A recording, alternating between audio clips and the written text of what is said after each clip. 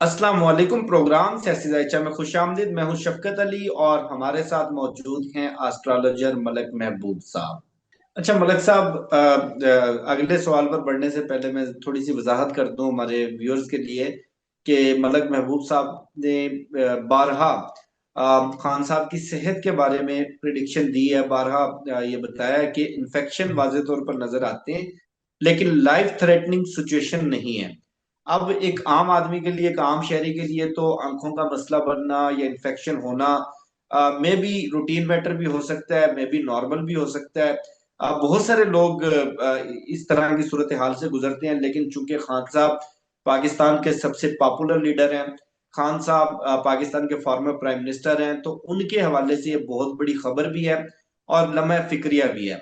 मलक महबूब साहब, अगला सवाल खान साहब की सेहत को लेकर इंडिया से इंडियन क्रिकेटर्स ने, इंडियन जर्नलिस्टों ने सबसे पहले इमरान खान की हिमायत में ट्वीट्स करना शुरू की। पाकिस्तानी क्रिकेटर्स और फॉर्मर क्रिकेटर्स जो पाकिस्तान के सुपरस्टार्स थे वो खामोश थे। उसके बाद मजबूरन उनको भी बोलना पड़ा और एक मोमेंटम बन गया है।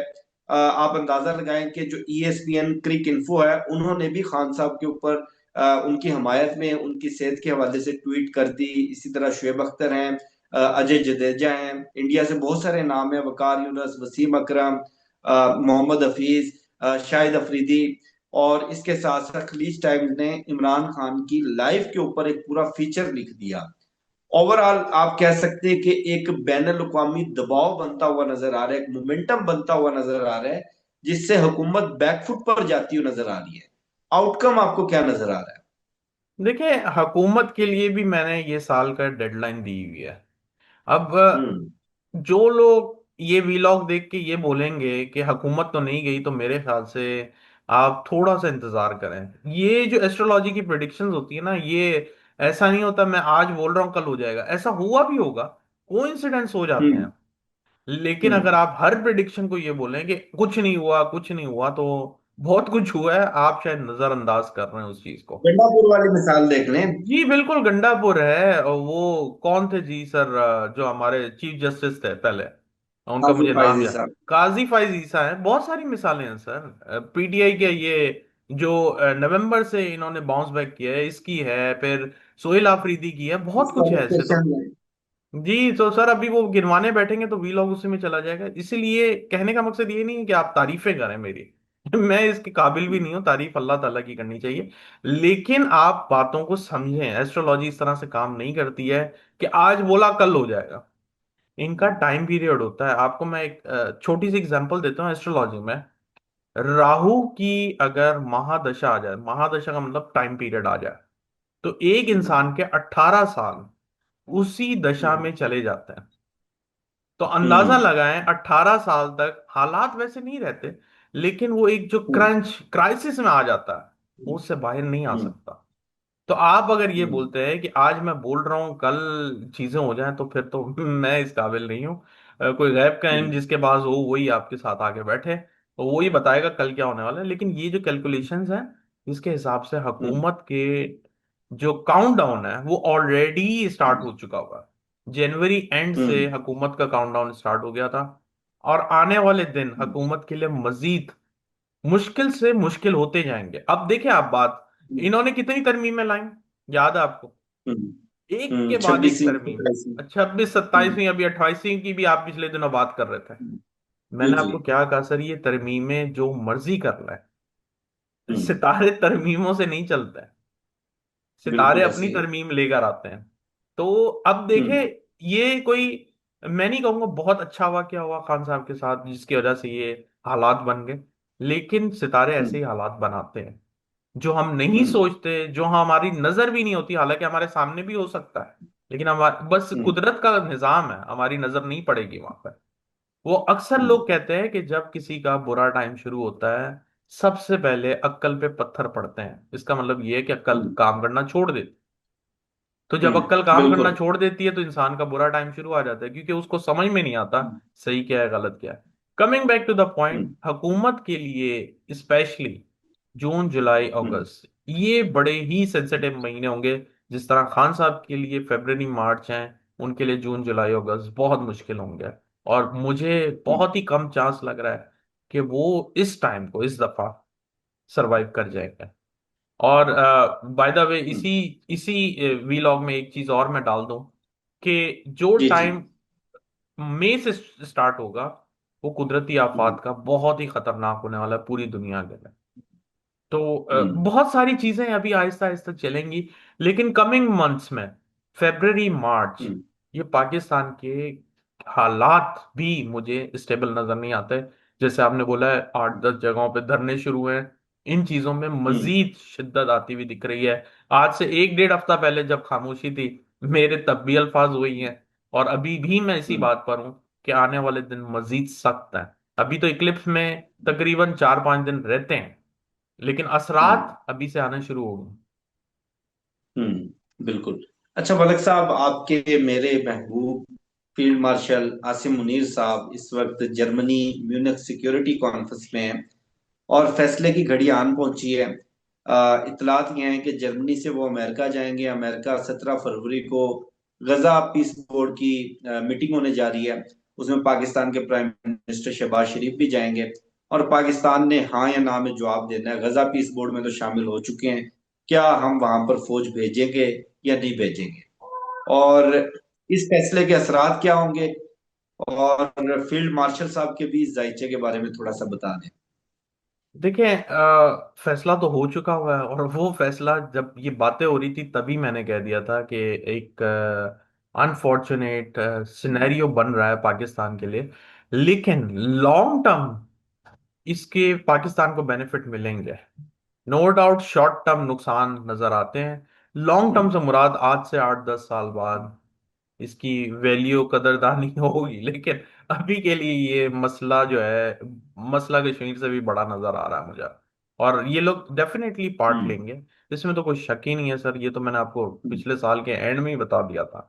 तो ये हम्म। जा रहे हैं, ये हम्म। हामी भरे ना भरे, ये ऑलरेडी एंड है। अच्छा, आपने उनकी राइट आई का बताया। इत्तलात ये हैं इस वक्त, खबरें भी यही चल रही हैं, और अलीमा खान ने भी यही दावा किया और पीटीआई के दीगर लोग भी यही दावा कर रहे हैं कि खान साहब की 85% जो बेनाई है राइट आई की, वो जा चुकी है। तो जायचे में क्या नजर आ रहा है? खान साहब का ट्रीटमेंट तो डेफिनेटली शुरू हो जाएगा, रिकवरी के चांसेस नजर आ रहे हैं? सर, ये आपने जरा मुश्किल सवाल कर लिया। ये रिकवरी जरा मुश्किल नजर आ रही है। अनफॉर्चुनेटली रिकवरी से मुराद ये है कि 100% रिकवरी जरा मुश्किल है। मैक्सिमम भी हुआ बहुत ज्यादा अगर इन्होंने जोर लगाया तो यूं समझें कि 60-50%, इससे ज्यादा रिकवरी मुझे नहीं दिख रही है। 50-60% हम्म। ये रिकवर हो जाएगी। इससे ज्यादा बड़ा मुश्किल है, क्योंकि जिस हाउस ने वहां डैमेज किया है वो मेजर प्लैनेट है, और मेजर हम्म। प्लैनेट को अभी मूव होने में बहुत टाइम है, बहुत ज्यादा टाइम है। तो ये तो अब यूं हम्म। समझें कि ये क्रॉनिक डिजीज के सेक्टर हम्म। में जाती है। मतलब ये कुछ बीमारियां ऐसी होती हैं जो 2-4 महीने 5 महीने में सही हो जाती हैं, लेकिन ये मुझे जरा लाइफ लॉन्ग प्रॉब्लम नजर आ रही है। अनफॉर्चुनेटली ये नजर आ रहा है, क्योंकि 12th हाउस की जो अभी दशा है वो अभी काफी लंबी रहती है। अब 12th हाउस हम्म। मैं आपको बता देता हूँ, जो लोग एस्ट्रोलॉजी में थोड़ा सा इंटरेस्ट होगा उनको पता होगा कि 12th house normally hospitalisation, hmm. Isolation, jail isolation. और जी। बैरून मुमालिक के बारे में भी बताता है। तो हम्म। बैरून मुमालिक की डेफिनेटली जब खान साहब इंशाल्लाह रिहा होंगे, तो जब वो अपने हालात के बारे में बताएंगे जो आप बीती हुई होगी उनके साथ, तो मुझे ऐसा लगता है कि इन 3-4 सालों में जो सबसे ज्यादा ऑफर आई है ना, वो बैरून मुल्क की आई होगी उनको। अब ये हम हम्म। लोग ये समझ रहे हैं ग्राउंड रियलिटी में इन खान साहब को इसलिए यहां से निकाला जा रहा है कि लोग उनके जो जो लोगों की डेडिकेशन है, जो लोग उनको फॉलो करते हैं, जिनके दिलों में वो राज करते हैं, उनके दिलों से या दिमागों से निकाला जाए। लेकिन बात यह है कि हम ग्राउंड रियलिटी पे फोकस नहीं करते हैं। हम फोकस करते हैं हम्म। प्लेनेट क्या बता रहा है। तो प्लेनेट हम्म। से उनको जो सबसे ज्यादा ऑफर आई होगी वो बाहर जाने की होगी। और मैं बता चुका हूँ लास्ट व्लॉग में भी कि अगर फॉर एनी रीजन खान साहब बाहर गए, हम्म। तो 2028 से पहले उनकी वापसी मुझे मुमकिन नजर नहीं आती। तो और बाहर रीजन जाने के चांस चांसेस? जी चांसेस हैं, बहुत ज्यादा हैं, लेकिन मुझे ऐसा लगता नहीं है कि खान साहब जाएंगे। जो एक प्लेनेट राहु है, वो जब तक जुपिटर के ट्राइन में है तो मुझे जरा कम चांसेस लगते हैं। लेकिन जुपिटर मई के बाद हम्म। आगे बढ़ने वाला है, और जैसे ही वो नेक्स्ट हाउस ट्रांजिट करेगा तो राहु ओपन हो जाएगा, उस ट्राइन से निकल जाएगा। तो अभी उसमें हम्म। टाइम है। मैं ऐसे ही वो ट्रक की भक्ति के पीछे नहीं लगाना चाहता हूँ। वैसे ही हमारे पास तो बहुत सारे टाइटल इस तरह के बने हुए हैं।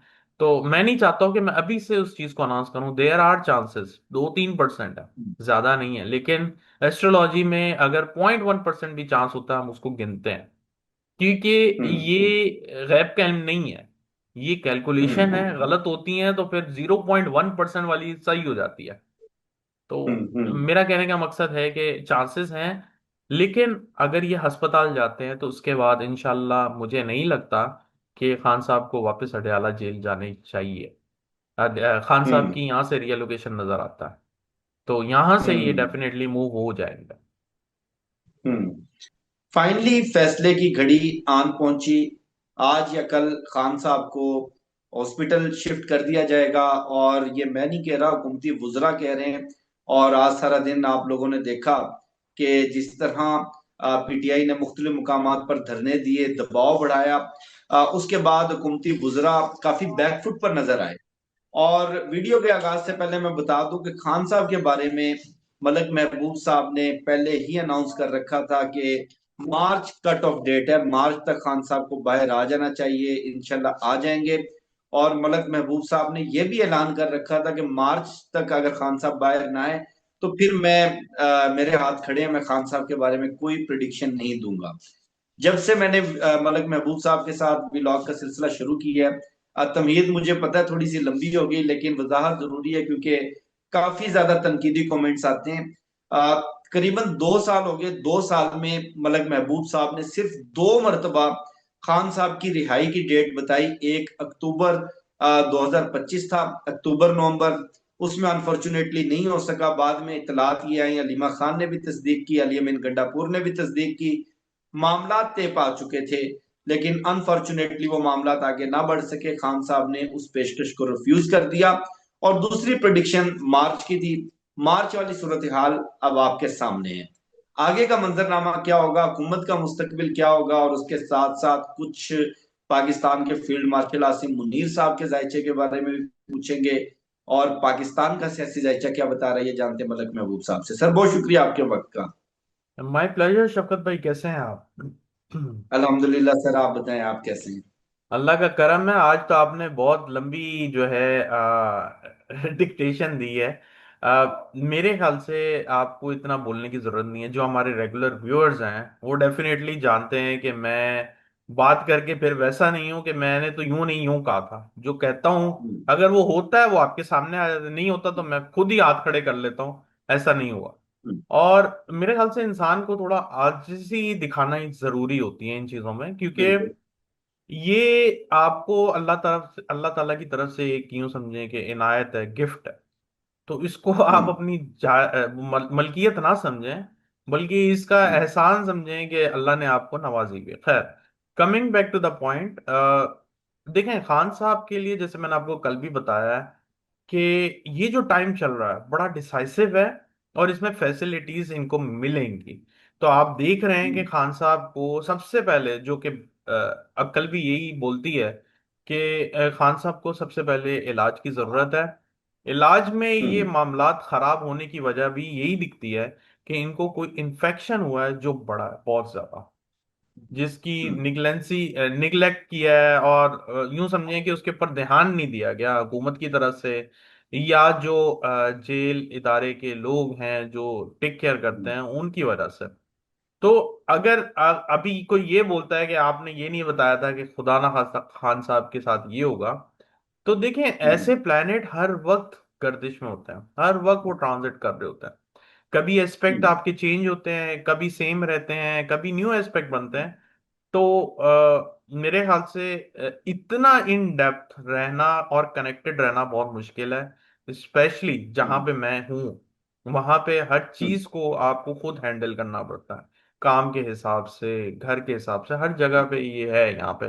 जो लोग रहते हैं वो जानते होंगे कि यहाँ का स्केड्यूल बहुत ही ज्यादा हेक्टिक होता है। खैर, अब जो हालात हैं आने वाले दिनों में, वो डेफिनेटली खान साहब की फेवर में है, लेकिन मैं आपको बार बार एक बात बता रहा हूँ, पीटीआई प्रेशर जरूर बनाए, नो डाउट, लेकिन एहतियात जरूर बरतें।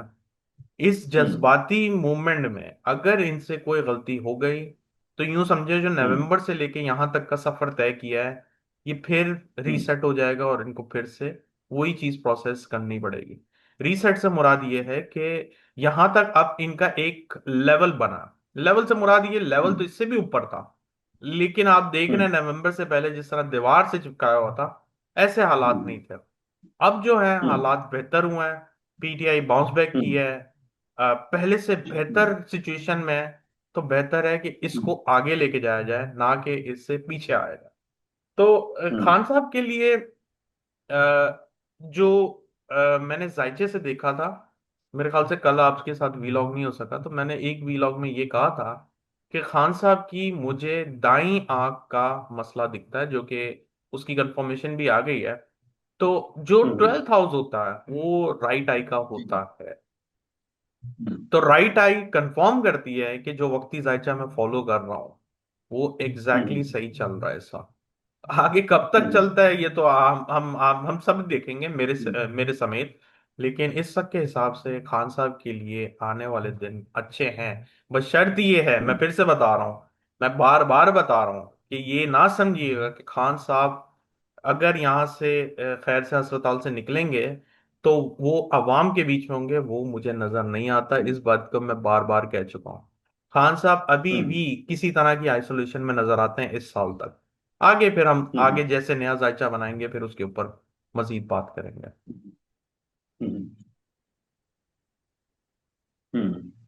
और फील्ड मार्शल साहब का जायचा भी बता दें।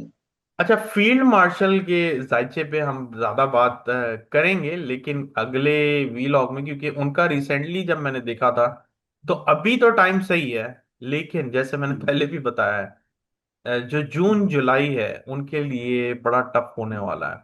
क्योंकि सैटर्न के अंदर उनकी जो अंतर्दशा आने वाली है, केतु भी आएगी, और केतु का काम होता है काटना किसी भी चीज को, चाहे प्रोफेशन हो, चाहे आपकी हेल्थ हो, बहुत सारी चीजों को वो रिप्रेजेंट करता है। तो जो फिलहाल के सितारों से ऐसा लग रहा है कि उनके लिए आने वाला टाइम इतना आसान नहीं है जितना उन्होंने अभी पिछले 6 साल गुजारे हैं। क्योंकि 2020 से उनकी सैटर्न की दशा स्टार्ट हुई थी, और वो अभी तकरीबन 18 साल चलेगी। और 18 साल में अभी जो अंतर्दशा आएगी वो केतु की होगी, जो डिस्कनेक्शन शो कराती है। तो इसके ऊपर हम मजीद किसी और वीलॉग में मजीद डिटेल से बात करेंगे, लेकिन फिलहाल ऐसा लगता है कि जून जुलाई इनके लिए डिफिकल्ट होगा। और ये एक कोइंसिडेंस है कि हुकूमत और इनके चार्ट में कुछ ऐसे मामलात बन रहे हैं कि दोनों साइड डिफिकल्टीज में जाती हुई दिख रही है। और ये डिफिकल्टी का आगाज हो चुका हुआ है, मैं आपको बार बार बता रहा हूं। देखें, एग्जाम्पल के तौर पे खान साहब की आंख अभी खराब नहीं हुई है, आवाज हमें अभी सुनाई दी गई है, इतलात दस हमें अभी इतला। आई है। तो सितारे जो होते हैं अपने अंदर से काम शुरू कर देते हैं, हमें रियलाइज बड़ा लेट होता है।